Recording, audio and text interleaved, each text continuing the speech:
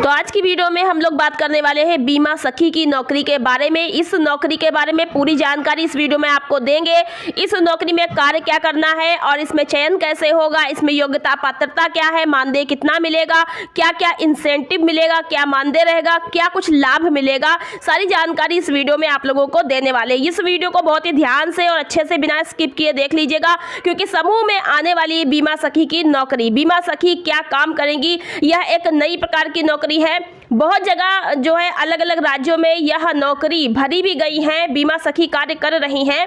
आप इन्हें बीमा मित्र के नाम से भी जानकारी प्राप्त कर सकते हैं। बीमा मित्र कहे या बीमा सखी, महिला है तो बीमा सखी कहते हैं। तो बीमा मित्र या बीमा सखी एक ही बात है। चलिए जानते हैं कि इस बीमा मित्र जो या बीमा सखी की नौकरी है, ये स्वयं सहायता समूह की किन महिलाओं को मिलेगी, और पूरी जानकारी इसमें आप लोगों को ध्यानपूर्वक समझ लेनी है। क्योंकि जैसे ही आपके ब्लॉग से यदि बीमा सखी के लिए आवेदन शुरू होते हैं तो आपको पहले से इसके लिए जानकारी रहेगी, तो आप सही तरीके से आवेदन कर पाएंगे और इस नौकरी को कर पाएंगी। चलिए दीदी वीडियो को शुरू करते हैं। आज की वीडियो में आप सबका बहुत बहुत स्वागत है। सबसे पहले हम लोग बात करेंगे कि बीमा सखी का जो प्रमुख कार्य है वो क्या है। देखिए, जैसा कि आप नाम से समझ सकते हैं कि बीमा सखी जो है वो बीमा करवाना, बीमे का क्लेम करवाना, बीमा का जो आपको लाभ है वो दिलवाना, इन्हीं सब कार्यों के लिए कार्य करेगी। अब इस नौकरी को कौन दीदी कर सकती है, उसकी योग्यता आपको जाननी आवश्यक है। तो सबसे पहले हम लोग योग्यता पे बात करेंगे। देखिए, संबंधित जिला समाख्याओं के माध्यम से SERP ने विभिन्न हस्तक्षेपों के लिए सामुदायिक संसाधन व्यक्तियों CRP जैसी एक मजबूत सामाजिक पूंजी विकसित की है, जिसमें लोगों की भागीदारी सुनिश्चित करने और एक सक्रिय SSG यानी कि स्वयं सहायता समूह सदस्यों के बीच से विकास हस्तक्षेप की पूरी प्रक्रिया को सुनिश्चित करने का एक दीर्घकालिक परिप्रेक्ष्य है। इसी तरह प्रत्येक मंडल के लिए बीमा मित्रों या बीमा सखी की पहचान की जाती है, उन्हें प्रशिक्षित यानी ट्रेनिंग दिया जाता है और समुदाय को त्वरित, तुरंत और गुणवत्तापूर्ण बीमा सेवाएं प्रदान करने के लिए तैनात किया जाता है। आंध्र प्रदेश राज्य की बात करें तो वहां पर लगभग 1000 बीमा मित्र कार्य कर रहे हैं। देखिए, इससे ज्यादा भी हो सकते हैं क्योंकि आगे भी नौकरियों में पद भरे जाते हैं। फिलहाल आप लोगों को जानकारी मिले इसके लिए मैं आपको यहाँ पर समझाने का प्रयास कर रही हूँ। अब बीमा मित्र को बहुत कुछ लाभ मिलता है, मानदेय इंसेंटिव के साथ में मोबाइल आदि भी मिलता है और भी इनको लाभ मिलता है। एक खाता खुलवाया जाता है ATM थ्रू, तो वो भी सारी जानकारी इस वीडियो में आपको आगे मिलेगी। तो चलिए बात करते हैं पात्रता योग्यता की। नंबर 1 है कि वह एक SSG सदस्य होगी, यानी कि स्वयं सहायता समूह की सदस्य होगी, जो कॉल सेंटर से कॉल मिलते ही अपने घर से बाहर जाने को तैयार होगी। मतलब कॉल सेंटर से उसको जोड़ा जाएगा, उसके पास कॉल सेंटर के माध्यम से कॉल आया करेगी और जिस किसी का बीमा क्लेम करवाना है, जब भी सूचना गाँव से मिलेगी, उसको कॉल सेंटर से जानकारी दी जाएगी कि आपको वहाँ पहुँचना है, उस व्यक्ति के पास पहुँचना है। तो वहाँ पे जा करके उसके दस्तावेज वगैरह को भरना और जमा करवाने का काम शुरू करेगी। तो घर से बाहर तो जाना ही होगा। नंबर 2 है उसके पास न्यूनतम शिक्षा योग्यता जो SSC शिक्षा योग्यता 10+ होनी चाहिए, मतलब कि इंटरमीडिएट पढ़ी होनी चाहिए। तीसरा है कि उसे जिला समाख्या के नियमों और विनियमों का पालन करने का वचन देना होगा। मतलब नियम और शपथ तो आपको करनी होगी, नियम तो आपको पालन करना ही है। उसके बाद है 4 नंबर की वह अपने VO यानी कि विलेज ऑर्गेनाइजेशन, ग्राम संगठन और MS से ZS को एक प्रस्ताव प्रस्तुत करेगी, जिसमें कहा जाएगा कि उसके मंडल से बीमा मित्र के रूप में उनके कामकाज के संबंध में उन्हें कोई आपत्ति नहीं है। और जो भी मतलब शपथ वगैरह हो यहाँ पर वो उस तरीके से लिखा है, समझ लीजिएगा। फिर तो जब आपका अगर ज्वाइनिंग होता है इसमें वैकेंसी पे तो आप लोग को वहाँ बताया ही जाएगा। 5 नंबर है किसी भी दुरुपयोग अनुबंध के उल्लंघन मामले में वह ZS को अपने संबंधित MS से मोबाइल फोन और ATM सुविधा के साथ बैंक खाते की वाउच के संबंध में एक वचन पत्र प्रस्तुत करेगी। इसके अलावा अगर एज की बात करें तो कम से कम 18 और अधिक से अधिक 35 इसमें एज बताई गई है। तो पात्रता यहाँ पे आपने समझ ली है, ज़्यादा कुछ नहीं है। और हाँ, अंक गणित का ज्ञान होना भी बहुत ज़रूरी है, क्योंकि इसमें पैसे का अमाउंट का लेखा जोखा आपको करना ही है। बीमा होगा, बीमे का क्लेम करवाना है, राशि दिलवानी है, इस तरीके से। अब देखिए बीमा मित्र कार्य करेगी कैसे। तो देखिए कि जिस किसी गांव का वो मतलब के कैंडिडेट होगा, वहां से कॉल सेंटर पे कॉल जाएगी, वो कॉल करेगा तो वहां से बीमा मित्र के पास या बीमा सखी के पास कॉल आएगी।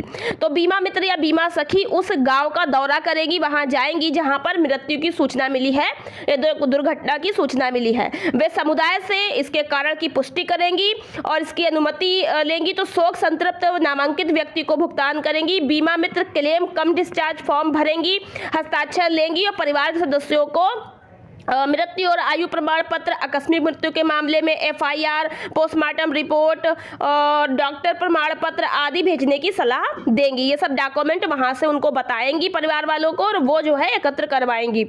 और इसके अलावा नौकरी व कॉल सेंटर पर अनुपालन की सूचना देंगी। ठीक है, फिर कॉल सेंटर ऑपरेटर संबंधित बीमा मित्र के खाते में राशि दोबारा भरने की जिम्मेदारी लेता है। मतलब कॉल सेंटर से बीमा सखी के पास कॉल आएगी, वो उस गांव में जाएगी संबंधित व्यक्ति के पास जिसका बीमा क्लेम है या बीमा वगैरह जो भी, वहां पर डॉक्यूमेंट वगैरह एकत्र करवाएंगी, उनका फॉर्म वगैरह भरेंगी, उसको जमा करेंगी जा करके। तो बीमा क्लेम जो है फिर वो कॉल सेंटर के माध्यम से जो है कैंडिडेट को उपलब्ध होगा। तो इस प्रकार से बीमा मित्र के खाते में राशि दोबारा भरने की जिम्मेदारी भी जो है वो कॉल सेंटर ऑपरेटर की रहती है। तो जो बीमा मित्र है उनका भी कुछ अमाउंट जो है खाते में बनाया रखा जाएगा, जिससे कि बीमा मित्र को यात्रा आदि में सुविधा रहे और जो है कहीं जाने में कोई दिक्कत ना हो। उसका भी थोड़ा बहुत खर्च है, मानदेय की बात भी आगे हम लोग करेंगे। तो देखिए प्रत्येक बीमा मित्र को सेवा शुल्क और वास्तविक यात्रा के रूप में प्रत्येक कॉल के लिए 100 रुपए की राशि का भुगतान किया जाता है। प्रत्येक कॉल के लिए 100 रुपए। इसके अलावा संबंधित मंडल समाख्या के समुदाय के सदस्य को सहयोग और आवश्यक प्रमाण पत्रों को शीघ्र जमा करने को सुनिश्चित करने की जिम्मेदारी लेने के लिए 100 रुपए की राशि का भुगतान किया जाता है।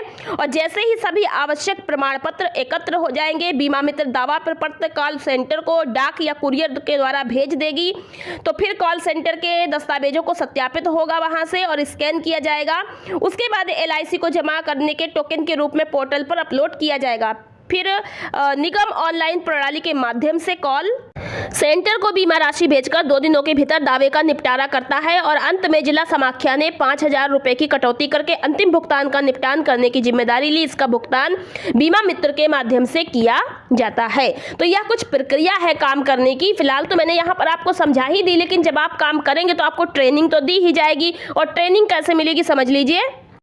तो एक बार बीमा मित्र का चयन हो जाने के बाद SERP के परामर्श से दावा निपटान की प्रक्रिया पर प्रशिक्षण दिया जाएगा, जो कि जिला समाख्या की जिम्मेदारी होती है। इसी के माध्यम से आप लोगों को प्रशिक्षण मिलेगा, ट्रेनिंग दी जाएगी कि कैसे आपको दावा निपटारा करना है, कैसे बीमा क्लेम को आपको कैंडिडेट तक उसको लाभ दिलवाना है। अब देखिए बीमा सखी को जो मानदेय मिलेगा उसके अलावा जो है आपको इंसेंटिव भी मिलेगा। मानदेय जो परिश्रमिक है वो आपको कैसे मिलेगा एक बार समझ लीजिए, फिर इंसेंटिव को भी समझ लीजिएगा। कॉल अटेंड करने पर प्रत्येक बीमा मित्र को प्रत्येक दावे के लिए संसाधन शुल्क के रूप में 100 रुपया मिलेगा। एक कॉल का रुपये की राशि का भुगतान किया जाएगा 100 रुपए की। यदि वह एक दिन में एक से अधिक दावों में भाग लेती है तो उसे दावों की संख्या के अनुसार भुगतान किया जाएगा। तो मतलब एक कॉल जो है आपको अगर आती है तो एक कॉल का 100 रुपया है। जितनी कॉल आती हैं तो प्रत्येक दावे के संसाधन शुल्क के रूप में जो कॉल अटेंड करने पर 100 रुपये यहाँ पर बताए गए। अब प्रोत्साहन राशि देख लेते हैं जो इंसेंटिव है। तो देखिए यहाँ पर यदि कोई बीमा मित्र या बीमा सखी कॉल सेंटर से कॉल प्राप्त होने के समय के 5 घंटे के भीतर अंतरिम राहत का भुगतान करता है या करती है तो 7 दिनों के भीतर मृत्यु प्रमाण पत्र, आयु प्रमाण पत्र और नामांकित SB खाता विवरण अंतिम दावा राशि के ऑनलाइन निपटान के लिए सहित कुल दावा दस्तावेज जमा करता है तो उसे 700 रुपए का प्रोत्साहन दिया जाएगा और बिना नामांकित खाते के 500 रुपए का भुगतान किया जाएगा। यदि वह 7 दिनों के बाद जमा करती है तो उसे नियमित संसाधन शुल्क 100 रुपए के अतिरिक्त 150 रुपए का भुगतान किया जाएगा।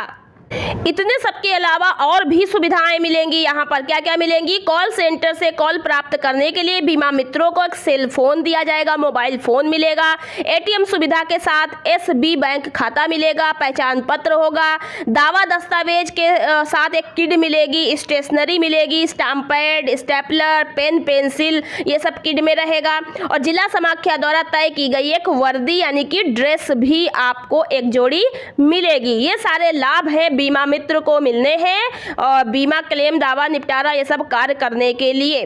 तो आशा करते हैं कि इस वीडियो के माध्यम से आपको ये जानकारी समझ आई होगी कि स्वयं सहायता समूह में बीमा मित्र की नौकरी होती है। उस नौकरी पर आप लोगों को क्या क्या कार्य करना है, क्या पात्रता योग्यता है, मानदेय और प्रोत्साहन राशि और अतिरिक्त सुविधाएं आपको क्या क्या मिलेंगी, प्रशिक्षण होगा, ये सब आपकी समझ में आ गया। अब आपके मन में होगा आवेदन कैसे करना है। देखिए, समूह में मिलने वाली सभी नौकरियों के आवेदन ब्लॉक पे जाकर एनआरएलएम ऑफिस में ऑफलाइन तरीके से होते हैं। अभी चूंकि लखपति दीदी योजना शुरू कर दी गई है, इस योजना में जो दीदी लोग को लोन उपलब्ध कराया जाएगा, उस लोन के बाद उनको फसल बीमा है, पशु बीमा है, ये सब भी करवाए जाएंगे। तो बीमा तो समूह में है, ये तो आपको पहले से पता है, दुर्घटना बीमा, जीवन बीमा, ये सब होते हैं। तो इसी सब के लिए जो है बीमा सखी की आवश्यकता है। तो शीघ्र ही समूहों में बीमा सखी के पद जो है वो भरे जाने हैं।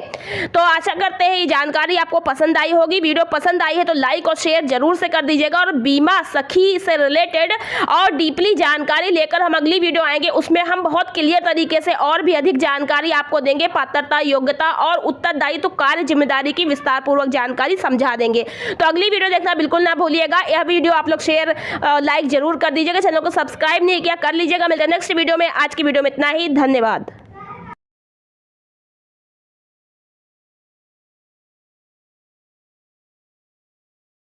एक बहुत बड़ा पेड़ था, उस पेड़ के ऊपर ईगल ने अपना घर बनाया था। नीचे मुर्गी का घर था। ईगल के उधर भी बच्चे आए और मुर्गी के उधर भी बच्चे आए। खेलते खेलते ईगल का एक बच्चा गिर गया मुर्गी के घर के अंदर। अभी तो ये तो इसी को देख के चल रहा है, उड़ नहीं पाता ईगल। क्यों? क्योंकि उसने किसको देखा है? मुर्गी को। उसे यही लग रहा था कि मैं कौन हूँ? मुर्गी हूँ और मैं उड़ नहीं सकता। एक बार ऐसा हुआ, जब ये बच्चा बड़ा हुआ, किसी ईगल ने उसे देखा और ईगल ने उसे जाके कहा, अरे तू उड़ क्यों नहीं रहा है? ये कहता है, नहीं नहीं, मैं तो मुर्गी हूँ, मैं तो नहीं उड़ सकता हूँ। बोलते हैं, नहीं, तुम ईगल हो। ये जो बड़ा ईगल था, उसने इसको अपने पंजों में पकड़ा, पहाड़ों पे ले गया और वहाँ पे अपने बाजू में रखा और बोला, अभी तू उड़, तू ईगल है, देख। पर ये तो सुनने के मोड में ही नहीं था। क्यों? क्योंकि वो ऐसी ही सराउंडिंग में रहता था जहाँ उसे दिमाग में घुसा दिया गया था कि तू मुर्गी है। अभी क्या किया ईगल ने? पहाड़ से पंजे से पकड़ा और इसको छोड़ दिया। गिरने लगा तो अपने आप उसकी पंख निकली और फिर ऊंचाइयों पे उड़ने लगा। अरे कहता है, अरे बाप रे, मैं तो उड़ भी सकता हूँ। पर वो ईगल ने उसे देखा नहीं होता, वो ईगल की संगत में नहीं गया होता, तो वो कभी जिंदगी में मर जाता ना, तो भी नहीं मालूम पड़ता कि वो एक ईगल है। सो हमेशा कोशिश करो सक्सेसफुल और मेंटोर लोगों के साथ में रहने की।